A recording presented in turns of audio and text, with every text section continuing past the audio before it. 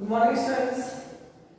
आज हम लोग एक नए टॉपिक को डिस्कस करेंगे इक्वलिटी डेमोक्रेसी में। आज हम लोग सेशन 4 कवर कर रहे हैं, तो चलिए स्टार्ट करते हैं। तो इक्वलिटी डेमोक्रेसी में और दूसरे टॉपिक किस प्रकार के चलिए आते हैं उसका करेंगे। तो नेक्स्ट जो टॉपिक है हमारा है accommodation.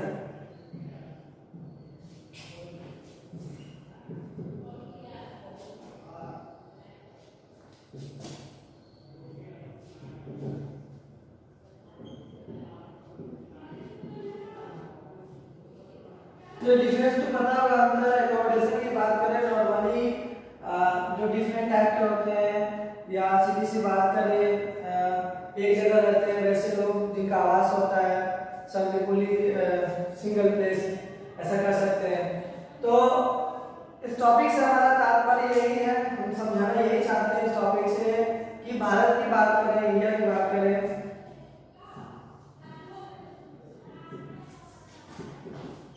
India is a large country.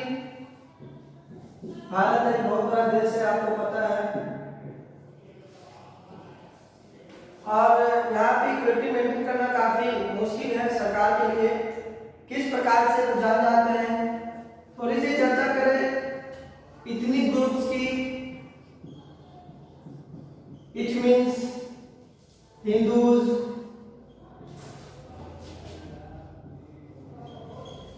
Muslims, Christian और भी बहुत समुदाय के लोग यहाँ पे मौजूद हैं। साथ साथ बात करें डिफरेंट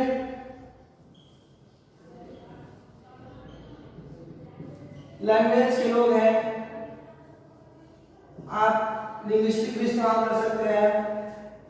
रिलीजन देख ही लिया आप लोगों ने, तरह तरह के धर्म है उनके। तो डिफरेंट जितने ग्रुप्स है, लैंग्वेजेस है, रिलीजन है, डिफरेंट रिलीजन से बिलोंग करते हैं। तो इतने सारे डिफरेंसेस हैं, इतनी सारी जो अंतर है हमारे देश के अंदर। तो किसी भी सरकार के लिए, भारतीय सरकार के लिए बात करें, गवर्नमेंट के लिए बात करें, तो उनको ये इंश्योर करना बहुत ही इंपॉर्टेंट है कि इक्वलिटी, जो समानता है, इतने सारे डिफरेंस होते हुए जो समानता है वो कैसे प्रदान की जाए। जो रियल डेमोक्रेसी है, जो सही रूप से लोकतांत्रिक देश है, जहां पे लोगों का अधिकार है, वो किस तरीके से रियल डेमोक्रेसी बनाया जाए। सभी लोगों को एक रिस्पेक्ट के रूप में, डिग्निटी, गरिमा के रूप में उनको प्रदान किया जाए। सारे जो भी उनके राइट्स हैं उनको दिया जाए। संविधान की बात करें तो संविधान में जो इक्विलिटी दिए गए हैं, सिर्फ ऐसा नहीं कि वहां पे लिखित है, उसको वास्तविक रूप में लाना काफी इंपॉर्टेंट है। ये बहुत जरूरी है कि जो इक्विलिटी, जो समानता, जो अधिकार संविधान ने दिए वो मौजूदा रूप में लोगों को मिले, सिर्फ कहने को नहीं, देखने को नहीं, सही मायनों में। आगे बात करें इन सभी की, तो एक बहुत ही इक्वलिटी के बारे में बात करें तो कुछ इनइक्वलिटी भी इंडिया में एग्जिस्ट करती है। हम पिछले क्लास में बता चुके हैं आपको क्या है वो, तो वो है कास्ट सिस्टम, जाति। फॉर मेनी सेंचुरीज, बहुत दशकों से बात करें तो भारत में आजादी से पहले की बात करें तो जो भी शेड्यूल कास्ट के लोग हैं, शेड्यूल ट्राइब्स के लोग हैं, ओबीसी के लोग हैं, दे फेस डिस्क्रिमिनेशन, उनके साथ भेदभाव किया गया। They are weaker section of society, they are discriminated every time. हर समय उनको डिस्क्रिमिनेट किया गया, उनके साथ भेदभाव किया गया। ये काफी ह्यूमिलिएशन शो करता है। ये ट्रीटमेंट, दुर्व्यवहार जो लोग करते हैं काफी गलत करते हैं। इनके बारे में ये सबसे बुरी चीज है जो समाज में उत्पन्न है। सभी को एक समान जीने का अधिकार है और सभी जिएंगे। तो ये कुछ एकोमोडेशन और डिफरेंसेस के ऊपर कुछ चर्चा थी स्टूडेंट्स। अब हम लोग नए टॉपिक के ऊपर डिस्कस करेंगे, गारंटी टू इंडिविजुअल डिग्निटी। चलिए उसके ऊपर डिस्कस करते हैं।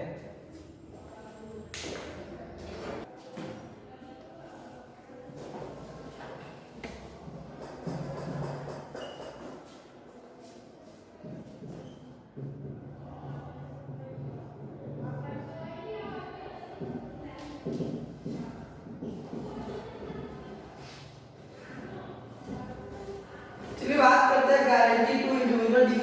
डिग्निटी मतलब गौरव, गरिमा, शान। निश्चित तौर पर एक व्यक्ति है, संविधान में हमें बहुत सारे अधिकार दिए गए हैं और सरकार को कोशिश करनी चाहिए कि वो जो भी राइट्स दिए गए हैं उनको प्रोटेक्ट करें। चलिए थोड़ी सी आगे बात करते हैं। तो हमारी जो गरिमा है, शान है, उसमें हनन ना हो, कोई उल्लंघन ना हो, ये सरकार को देखना चाहिए, साथ साथ हम खुद भी देखेंगे ताकि हमें हर लोग रिस्पेक्ट करें। आगे किस प्रकार से गारंटी की डिग्निटी, यानी ऐसा क्या गारंटी है जिसमें प्रत्येक व्यक्ति भारत में उनकी गरिमा बनी रहे। चलिए देखते हैं उनके बारे में। तो सबसे पहले बात करेंगे फंडामेंटल राइट्स के बारे में। थोड़ा सा आने वाले क्लास में इनके ऊपर ब्रीफ डिस्कशन हम लोग करेंगे। Fundamental rights like right to religion, right to equality, constitutional and educational rights, बहुत सारे तकरीबन 7 राइट्स हैं, 6-7 राइट्स हैं। यहाँ पे क्या होना चाहिए, फंडामेंटल राइट्स क्या करते हैं, प्रमोट होता है और साथ साथ ये प्रमोट किया जाता है हर एक सिटीजन्स को, साथ साथ ये प्रोटेक्ट करते हैं। जो भी इंडिविजुअल पर्सन है उनके डिग्निटी को ये क्या करते हैं, प्रोटेक्ट करते हैं, ठीक, बचाव करते हैं। समानता का अधिकार, धर्म की आजादी, right to freedom of speech and expression. अगर सरकार गलत करता है कोई भी मुद्दे पे तो हमारा अधिकार है कि हम उनके खिलाफ आवाज उठाएं। This is called real democracy. सही रूप में यही एक लोकतांत्रिक सरकार है। तो प्रोटेक्ट भी होना चाहिए। फंडामेंटल राइट्स, मौलिक अधिकार काफी इंपॉर्टेंट है हमारे लिए, तो प्रोटेक्ट होना बहुत जरूरी है। संविधान ने काफी फंडामेंटल राइट्स को दर्जा दिया है, इसके साथ साथ काफी अतिरिक्त राइट्स भी दिए गए हैं। संविधान ने इंश्योर किया कि किसी भी गरिमा का हनन ना हो। अगर इन फंडामेंटल राइट्स जो भी दिए गए हैं, right to equality, right to freedom of religion, जो भी, अगर किसी भी सिंगल पर्सन के साथ, भारत के किसी भी नागरिक के साथ अगर उनको जो अधिकार दिए गए हैं अगर उसमें कोई वायलेशन होता है,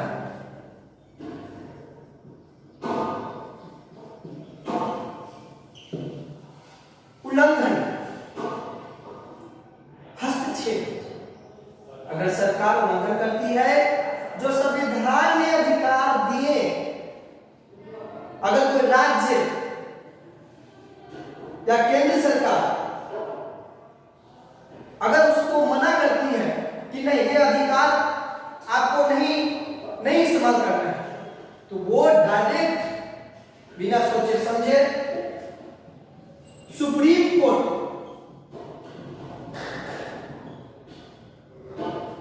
हाई कोर्ट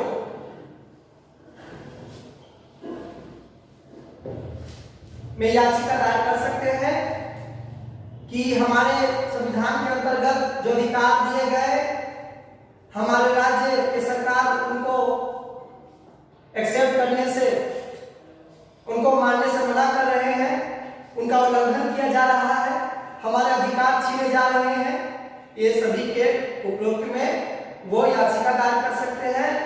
और पूर्ण रूप से जो सुप्रीम कोर्ट, हायर जुडिशरी न्यायपालिका है वो सुनती है, और जो वायलेटर्स होते हैं जिन्होंने उल्लंघन किया है, चाहे वो केंद्र सरकार हो, राज्य सरकार हो, उनको पनिशमेंट दिया जाएगा अगर वो दोषी करार होते हैं तब। तो स्टूडेंट्स, ये थे गारंटी टू इंडिविजुअल डिग्निटी। अब हम लोग अपने बुक के अंतिम टॉपिक को डिस्कस कर रहे हैं, article 50 of the Indian constitution 1949। चलिए,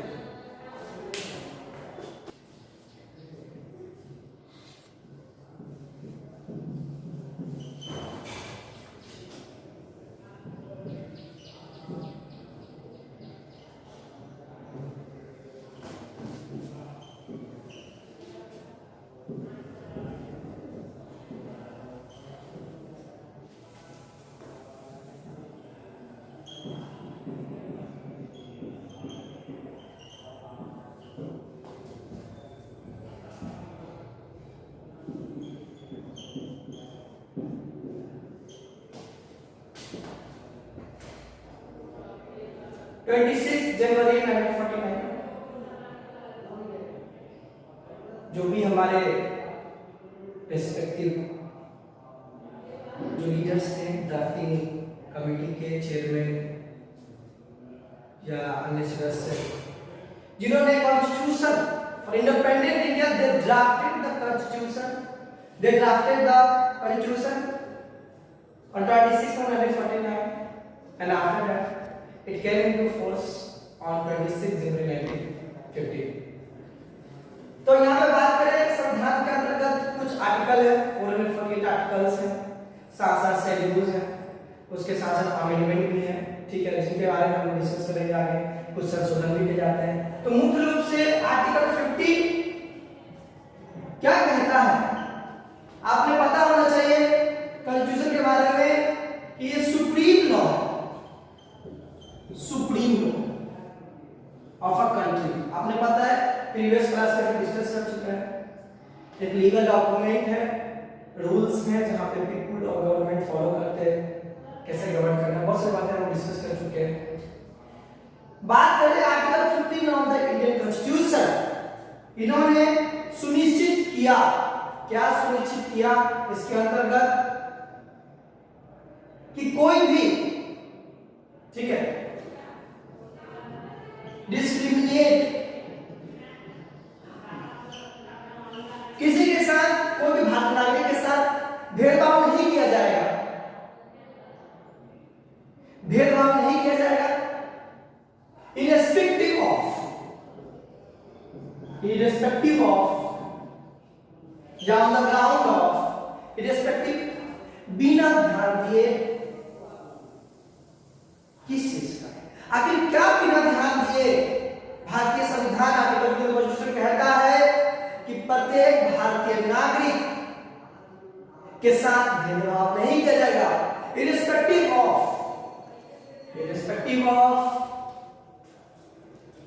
कास्ट, जाति। सबसे बड़ी इनइक्वालिटी हमारे समाज में यही है, जो एजुकेटेड लोग हैं वो इस चीज को समझते हैं कि हमें किसी भी जाति के नाम पे भेदभाव नहीं करना चाहिए। भगवान ने डिफरेंशिएट नहीं किया किसी को, सबको एक समान पानी, सबको एक समान वायु, एयर, वाटर, सब कुछ दिया, तो आखिर क्यों किसी भी इंसान के साथ भेदभाव किया जाए? जो एजुकेटेड हैं वो कभी भेदभाव नहीं करते हैं। महात्मा गांधी ने, तो इसे उसके ऊपर डिस्कस करेंगे आगे बढ़ते हैं। तो कास्ट, रेस, अब ये कार्य से नहीं हो रहा है, ये कार्य से नहीं है। रेस मीन्स कलर, रंग रूप। महात्मा गांधी गोरे तो नहीं थे, they were not white, गोरे नहीं थे, सामने कलर के थे। उनके साथ भी डिस्कशन किया गया साउथ अफ्रीका में, डिस्कस करेंगे रोजा पार्क्स के बारे में, बी.आर. अम्बेडकर साहब के बारे में, थोड़ा आगे बढ़ते हैं हम। तो कास्ट, रेस मतलब कलर, रंग रूप, ठीक है। आगे बात करें रिलीजन, धर्म के नाम पे, रंग रूप के तरीके से, जाति के नाम पे, and the last place of birth. कोई भी व्यक्ति, भारतीय व्यक्ति कहीं पे भी जन्म लिया हो, इससे कोई मतलब नहीं है। इन सभी को देखते हुए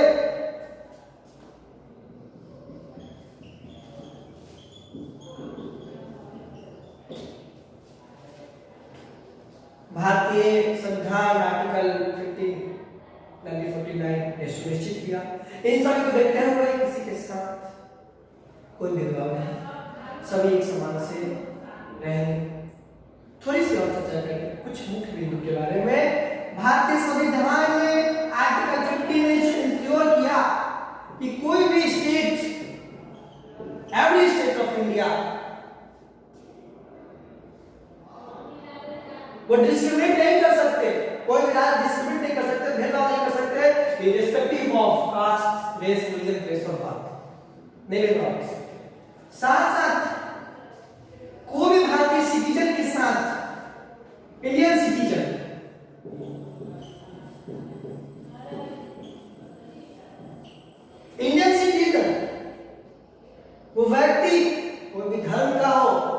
कोई भी जाति का हो, कहीं भी जन्मा हो, कोई भी रंग का हो, उसके साथ कोई भेदभाव नहीं होगा और उसको ग्रहण किया गया।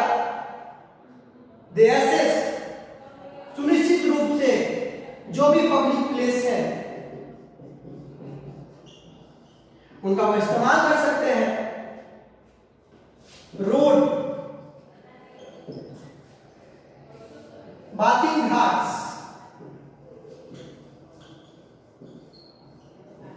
या वे सभी चीज जिसमें राज्य सरकार या केंद्र सरकार द्वारा फंड दिया जाता हो, कोई सुविधा मुहैया कराई जाती हो, ये सभी लोग इनसे वंचित नहीं होंगे। ये कुछ मुख्य बिंदु थे students. Keeping the mind of Article 50 of the Indian Constitution, there are some privileges by the Constitution. कुछ सुविधाएं मुहैया कराई गई, there are some provisions, उनके बारे में कुछ हम जानते हैं।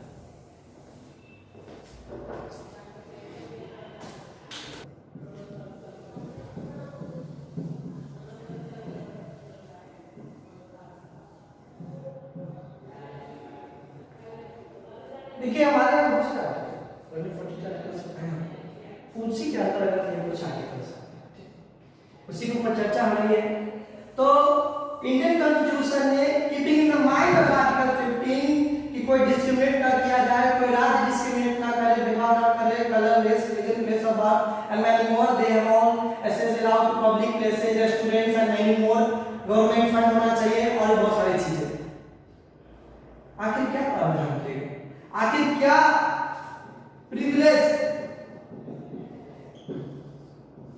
दिए गए, आखिर क्या प्रोविजंस है भारतीय संविधान के थ्रू इंडियन जो इंडियन सिटीजन्स हैं उनके लिए। ठीक है,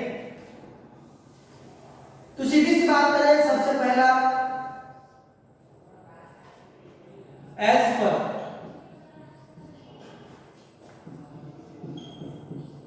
रूल ऑफ लॉ, हम लॉ को डिस्कस कर चुके हैं। Rule of law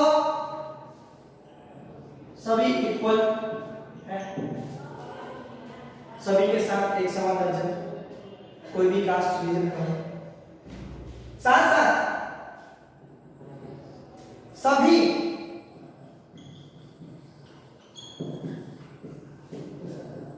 public places जितने भी हैं चर्चा किया है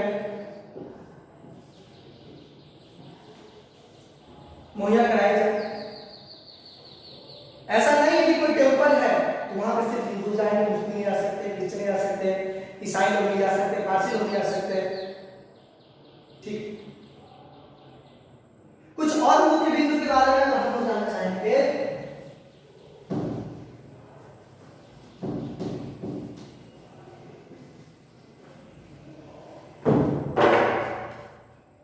अनटचेबिलिटी,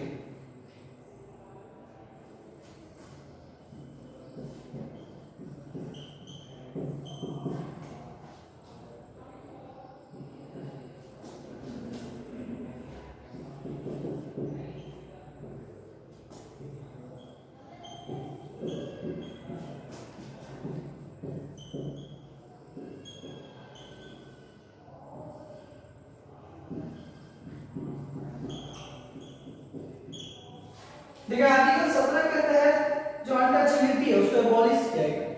छुआछूत, पहले के लोग क्या करते थे कि कोई शेड्यूल कास्ट का है, अनुसूचित जाति का है, अनुसूचित जनजाति का है, अत्यंत पिछड़ा हुआ, एससी एसटी ओबीसी के लोग दिखते थे, अगर किसी कारणवश अगर उनको टच कर दिया तो फिर वो उससे बात नहीं करते थे, काफी दूर रहते थे। और आज भी एससी एसटी ओबीसी के लोग समाज से बहुत दूर रहते हैं, क्योंकि ये जो आज का जो समाज है वो कास्ट डिवीजन को मानते हैं। तो हमें भी दूसरे के तरीके की सोच के देखना चाहिए कि आज जो बड़े लोग हैं जो इस कास्ट डिवीजन को मानते हैं, भेदभाव को मानते हैं, ये छुआछूत को मानते हैं, अगर वो उनके जगह पे होते तब क्या होता? तो हम एक तरीके से कह सकते हैं वैसे लोग जो एजुकेटेड होकर के भी इस तरह के एजुकेशन को आगे फैला रहे हैं या कर रहे हैं या कास्ट डिग्री को मानते हैं, they are illiterate, they are uneducated, वो अशिक्षित है पूर्ण रूप से।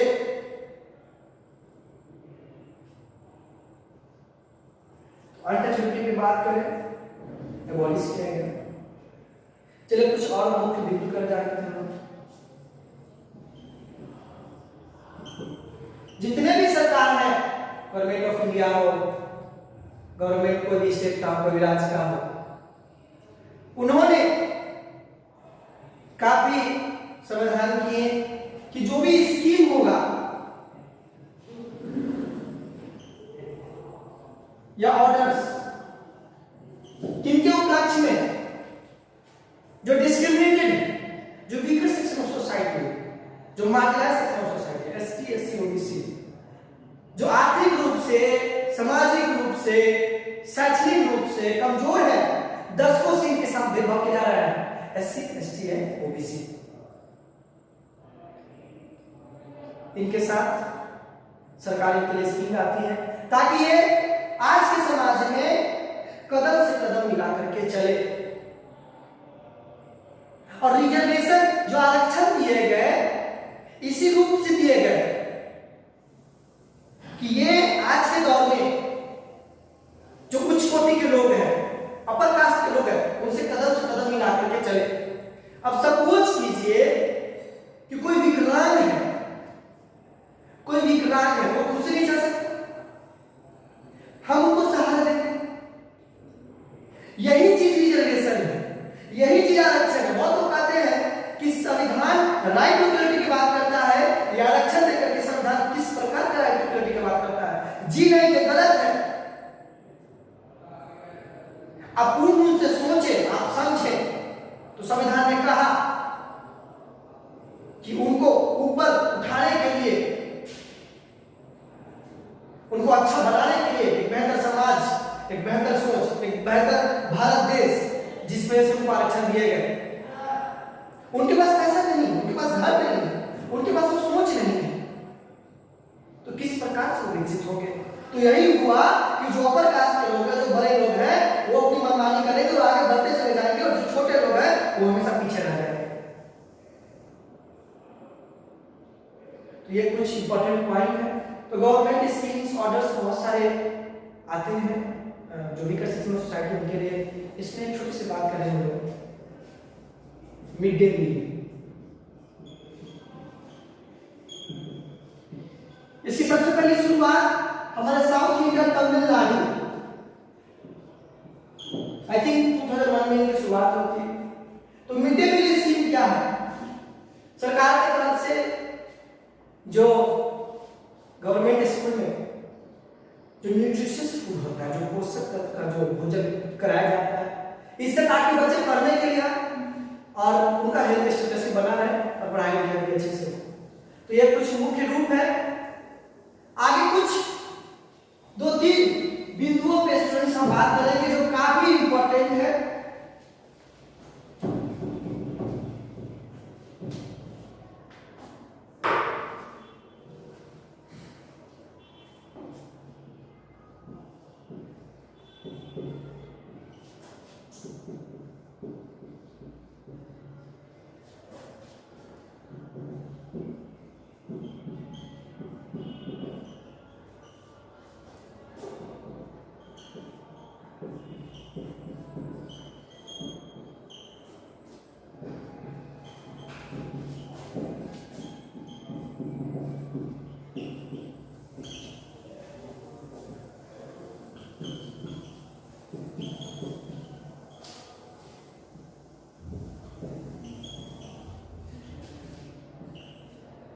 पार्लियामेंट की बात करें, संसद की बात करें, पहले बात कर चुके हैं। सीट्स आरक्षित किए गए, ये फिक्स है। मान लीजिए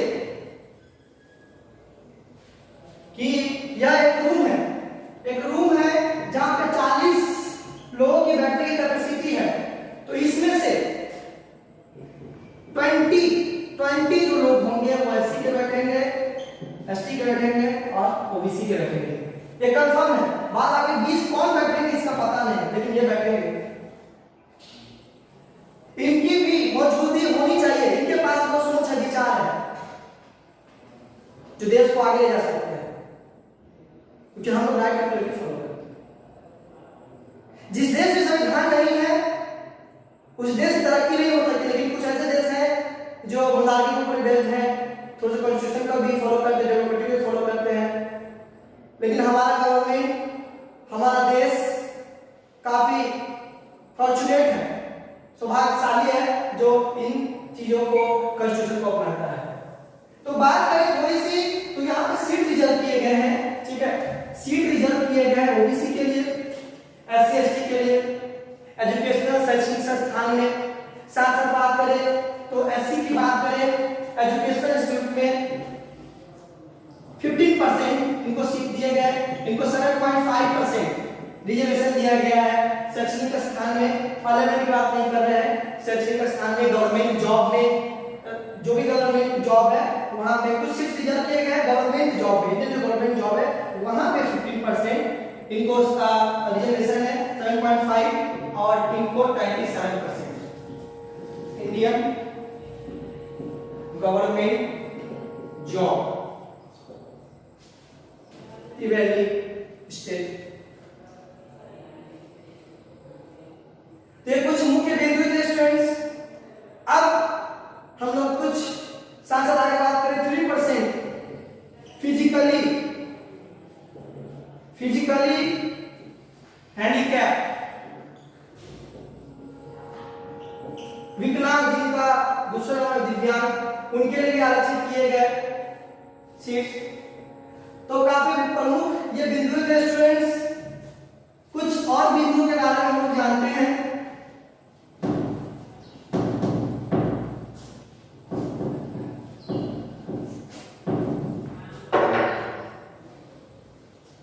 other democracy, other equalities and struggle for democracy, जो भी आप कहें, हम स्ट्रगल फॉर इक्वलिटी कहते हैं।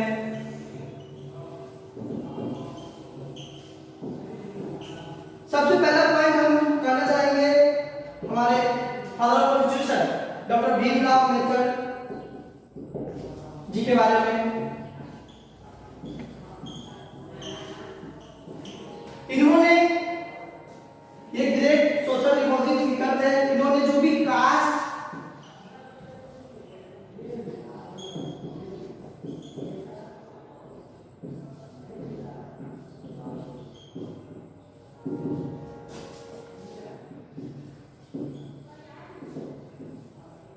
कास्ट बेस्ड डिवीजन और इनइक्वालिटी, जो असमानताएं थी उनको खत्म किया।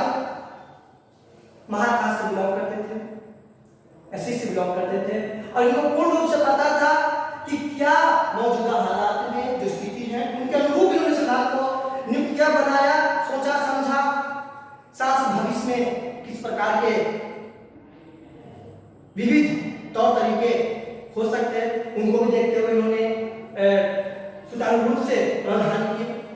बात करें उन्हीं के साथ ओम प्रकाश वाल्मीकि जी की।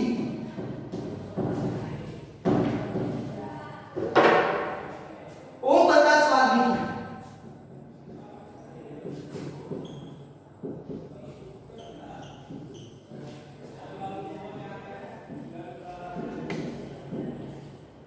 इन्होंने एक बुक लिखा, जूठन,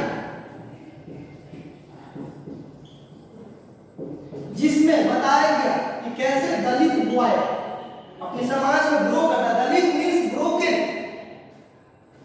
दलित use to address as so called lower caste. ये समाज है जिन्होंने इनको इस तरह का नाम दिया दलित। क्यों हम कहते हैं दलित? जब सभी एक समान है, सभी को जीने का हक है। और महात्मा गांधी ने आजादी के समय जो बड़े लोग थे, अपर कास्ट के लोग थे, उनको समझाया कि आप अपने साउल को, अपनी आत्मा को चेंज करें। और महात्मा गांधी ने सबसे पहले दलित को कहा हरिजन।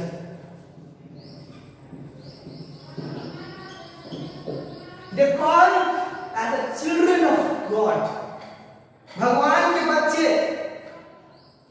उन्होंने कहा, सांसद बी आर अम्बेडकर साहब जी ने भी कहा कि अब भारत देश पूर्ण रूप से तब आजाद होगा जब हमारे समाज में ये कास्ट खत्म होगा। चलिए स्टूडेंट्स, तो ये था ओम प्रकाश वाल्मीकि जी के बारे में मैंने बताया कि कैसे एक दलित बॉय ग्रो अप करता है। इन्होंने प्रकाश डाला। अंतिम पॉइंट के बारे में डिस्कस करेंगे हम लोग।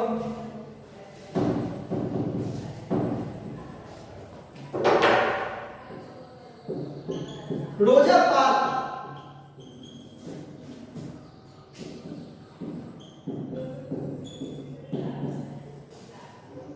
इस धरती पे सबसे बड़ा दिन, आखिर इन्होंने भी स्ट्रगल किया।